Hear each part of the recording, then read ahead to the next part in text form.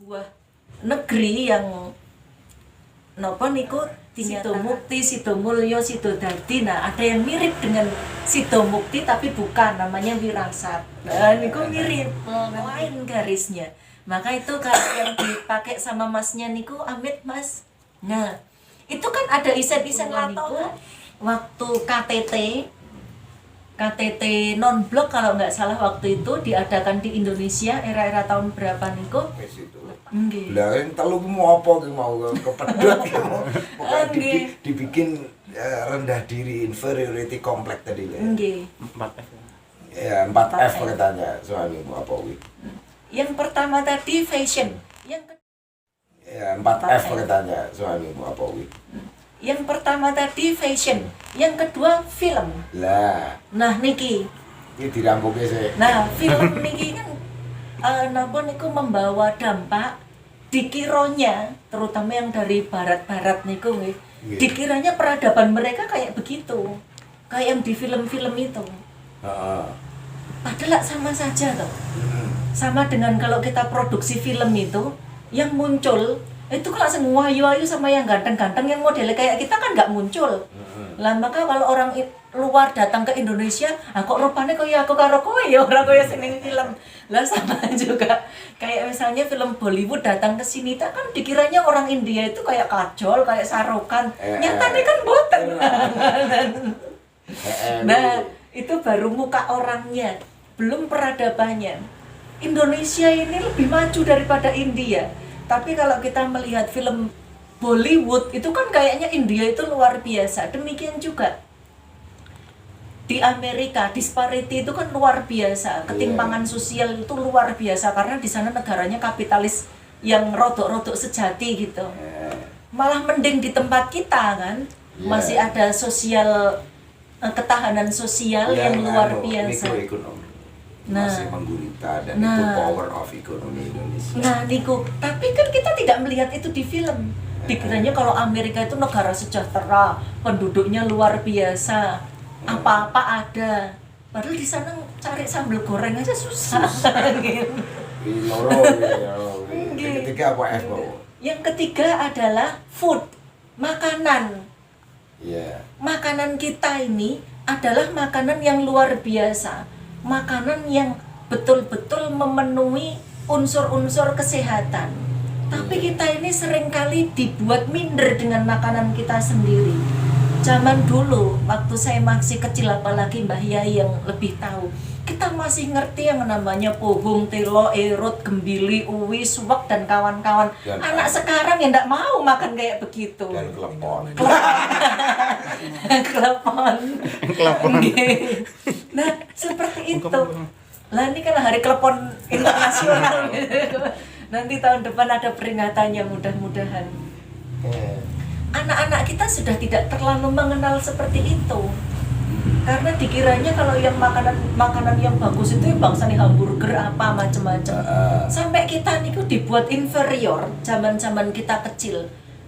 Bagaimana kalau diiklankan katanya ikan salmon itu mengandung omega 3 yang berfungsi untuk kecerdasan dan lain-lain dan lain-lain. Sementara kita cuma bisa makan pindang sama ikan kembung.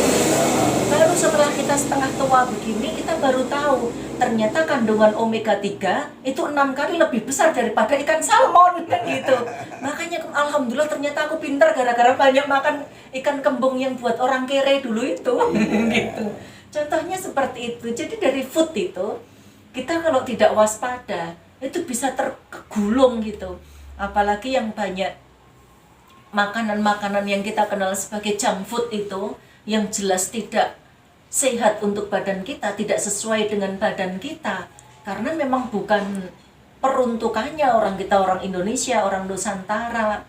Kok disuruh makan makanan yang kayak begitu? Pada akhirnya kan tubuh kita melakukan penolakan kultural.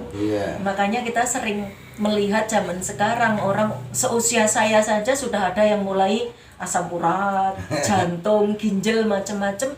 Yang zaman dulu penyakit itu penyakitnya orang kaya katanya gitu. Orang-orang biasa seperti saya dan yang lainnya itu nggak kena, tapi zaman sekarang kena. Karena apa? Karena faktor food itu tadi. Nah, yang keempat lah ini yang cukup membahayakan itu fund, dana.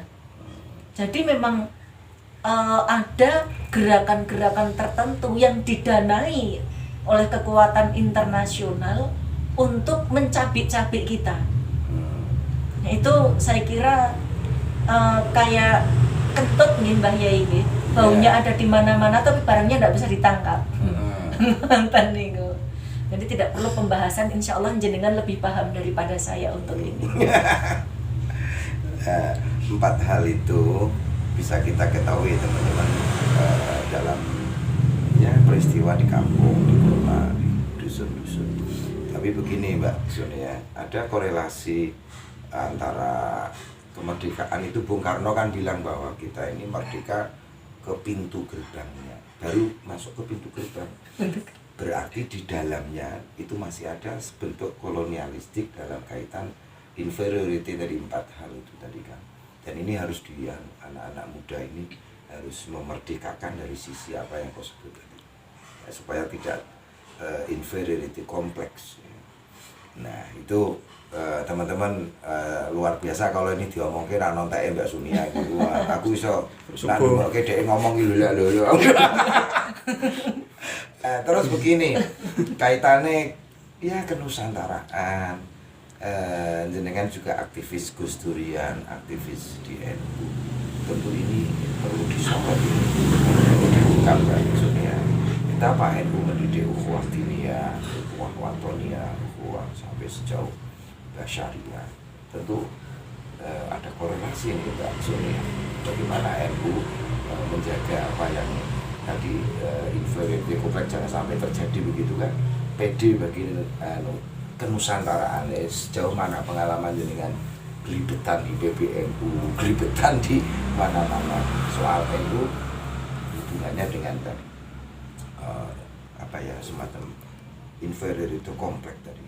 NU kan tetap membangkitkan kebangsaan, apapun nilai budayanya, membangkitkan persatuan yang menjadi milik kita sejak dulu kala, Bhinneka Tunggal Ika, secara tauhid ya wahada ya wahidu tauhidan. Terus yang menjadi itu kan sekarang ini kok nampaknya orang ya seperti apa yang kok analisa, rendah diri. Ya saya sedikit banyak dalam kaitan sosial membangkitkan itu, harga diri, kehormatan, martabat diri.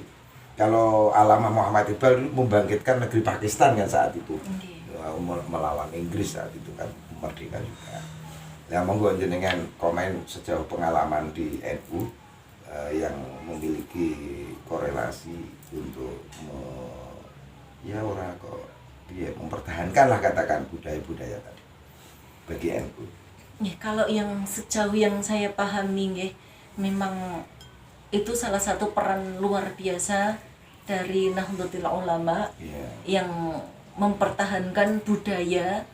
Ibaratnya begini, kalau yang saya pahami ulama-ulama NU niku menghormati budaya. Jadi kalau ada budaya niku bertentangan dengan syariat Islam tidak langsung dihapus, tapi didandani, dipacai. Karena ya, istilah saya gini, menjodohkan peradaban. Nah, betul. Ini kearifan lokal, ini Islam. Itu karena alim dan ilmune jembar ilmune cerdas menjodohkan peradaban, bukan dipertentangkan. Ya, betul. Nah, terus ya kalau seperti itu kita sudah langsung melihat, bahkan yang mempraktekkan sendiri. Kalau saya mungkin lebih ke arah batik gitu ya. Kita sempitkan saja ke arah batik. Ya buktinya sampai sekarang yang pakai sarung batik ya santri. Yang kemudian bikin membumingkan kembali sarung batik ini kan belum setahun booming sarung batik. Iya, santri. Itu ya santri. NKRI harga mati ya santri. Kubul waton minal iman yuk mbiyen santri gitu. Pancasila Jaya. Nusantara milik kita. Aswaja akidah kita. Loh itu ya santri gitu. Dari zaman dulu memang sudah seperti itu. Jadi kita ini kan sebenarnya bukan generasi pertama, cuma orang yang menerima tongkat estafet perjuangan itu untuk kemudian kita wariskan kepada generasi berikutnya. Tidak aneh kalau NU itu ya maunya dirusak, dibikin Ya. dihuakan. Nah, karena memang kalau mau bubar ke Indonesia lah, ini ada karang penghalang besar nih loh. Iya. Lah ora lali penghalang iki wujude raksasa sing gawedene gak karuan iki lho. Makanya terus ya ada yang coba dibubuti rambute, diketoki kukune, ngoten niku, digeripisi taringnya, ngoten niku ibaratnya. Karena untuk nyutik si raksasa ini tidak mungkin. Iya. Caranya ngoten niku. Itu sebenarnya sudah kita baca. Cuma yang kasihan itu ketika orang lain yang tidak memahami kemudian terpengaruh niku toh. Iya. Dikirane koyo bener-bener roh gitu. Tapi kebenaran tetap abadi. Nggih. Cinta tetap abadi. Kalau Yai Muwafiq niku memberi gambaran yang namanya NU itu seperti watu ake, semakin digosok semakin mengkilat semakin sip. Ya kayak anu ya, artinya semakin mendapat goresan semakin cemerlang ketika terkena cahaya. Langsung ya, ini sudah panjang lebar tahapan pertama kita dialog. Next time kita nanti jagung lagi dan tentu saya mohon pesan-pesan dengan seorang pakar HD ya terhadap kekinian Indonesia yang memang sudah tumbuh tapi belum begitu mampu untuk melawan hegemoni tadi ya yang bersifat produk inferiority complex bagi jiwa-jiwa anak-anak milenial ini. Sehingga mereka tercerabut dari akar peradaban kan.